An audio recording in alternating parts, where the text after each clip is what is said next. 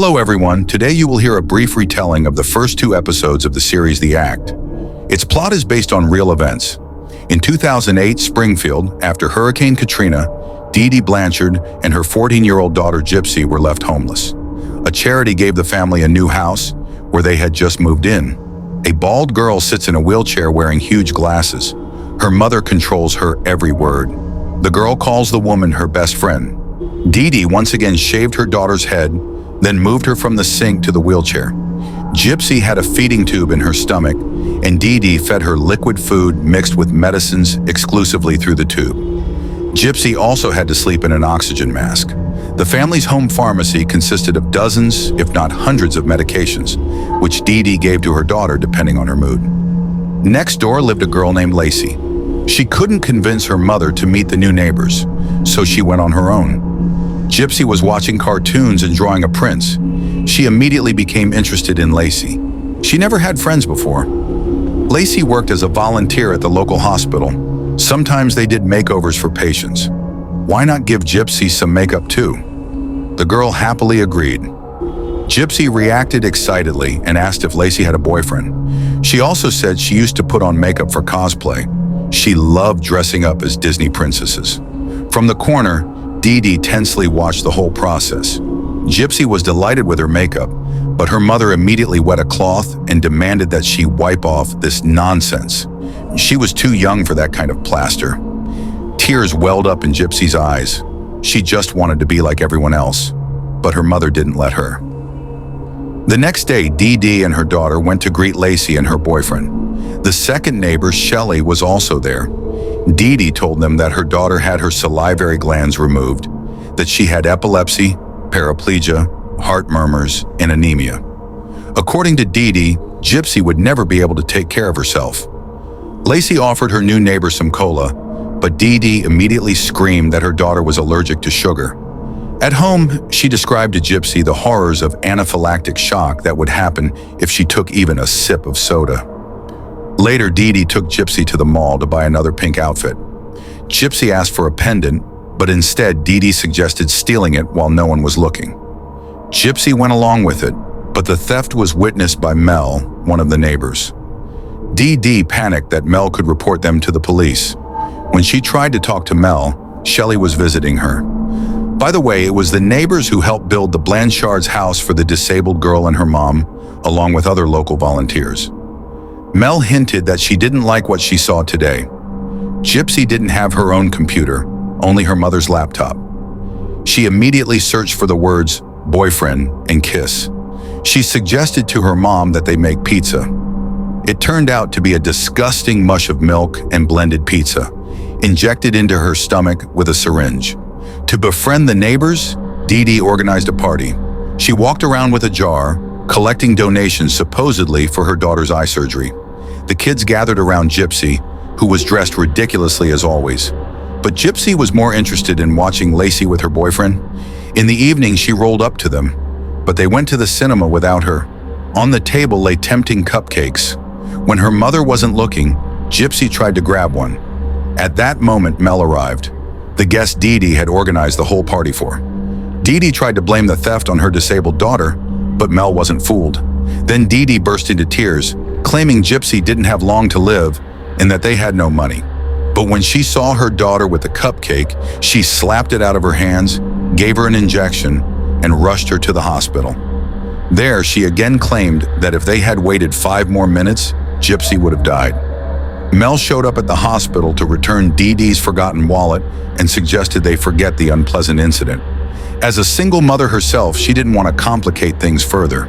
We jump to 2015. The Blanchard house is cordoned off by police.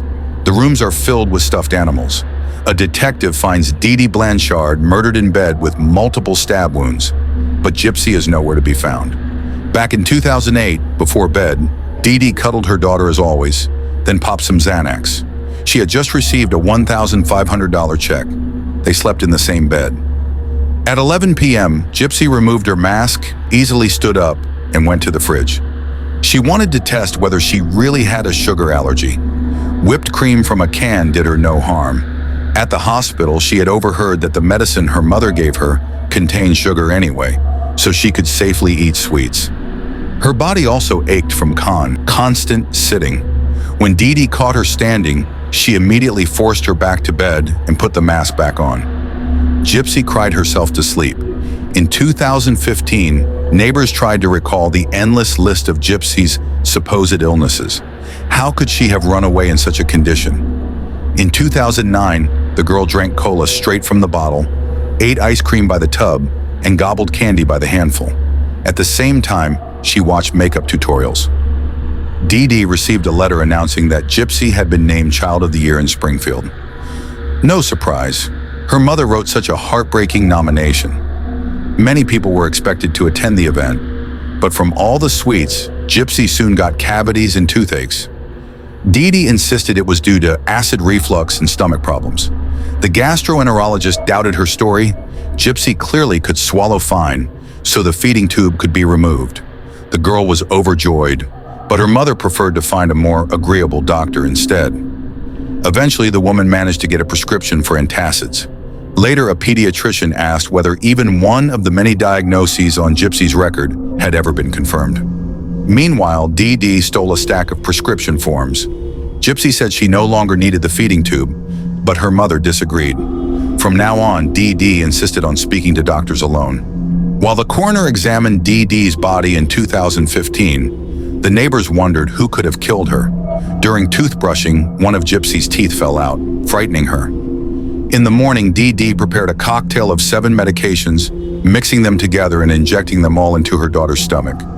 Gypsy longingly watched the girls playing outside. Her mother allowed her to roll up to the neighbor's yard. In Lacey's room, she discovered a puppy and was overjoyed. The girls were shocked by the state of Gypsy's teeth. Gypsy confessed about her secret nighttime escapades and said she was terrified her mother would find out. Dr. Lakshmi Chandra, concerned about Gypsy's condition, contacted her previous doctors to learn more about her treatment. Soon, a social worker visited the Blanchard home. Dee Dee quickly forced Gypsy to swallow some bitter medicine, which made her drowsy. When Allison, the social worker, questioned Gypsy, the girl's speech was slurred. Dee Dee grew nervous. She had left the stolen prescription forms lying on the table. It also turned out the house deed and insurance were registered under different names. Just like with Gypsy's medical records, Dee Dee blamed the confusion on Hurricane Katrina. The visit stressed Dee Dee greatly. She covered the windows with translucent film so no one could peek inside. Suspecting Mel had made the report, she confronted her again, guilt-tripping her, but Mel denied it. Later, Gypsy was taken to the dentist after being sedated. She learned that instead of treatment, all her teeth would be removed. Devastated, she cried. When she woke up, she was at home, her face swollen in pain. Looking in the mirror, she realized she no longer had teeth.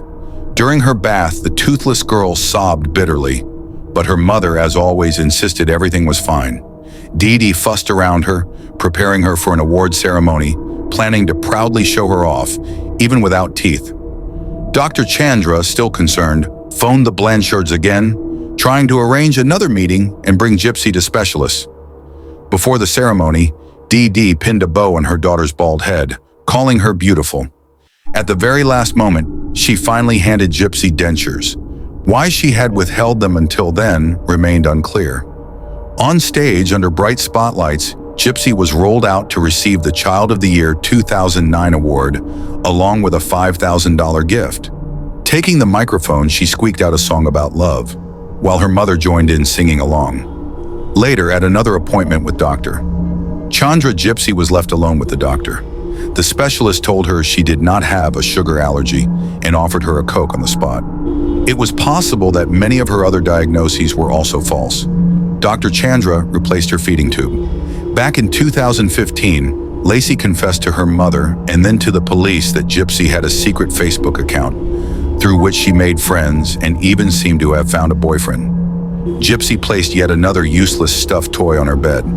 She no longer wanted to sing with her mother and instead locked herself in her room. Dear viewers, if you would like to hear the continuation of this story about the healthy family life of Gypsy Blanchard and her mother, please let us know in the comments. See you soon. And that's where we'll pause this story for now.